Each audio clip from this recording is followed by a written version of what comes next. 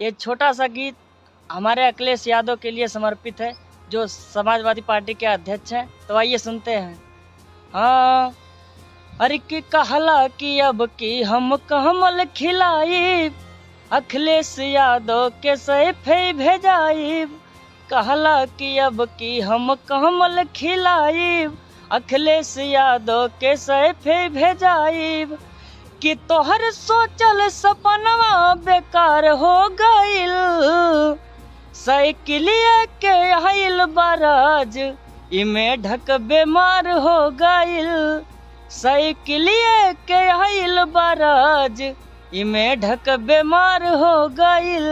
ये ओम प्रकाश राजभर जी का कहना था कि हम अखिलेश यादव को सैफे भेजा देंगे। तो अगर गीत आप लोग को अच्छा लगे तो लाइक करें और सपोर्ट करें और प्यार करें अपने भाई को।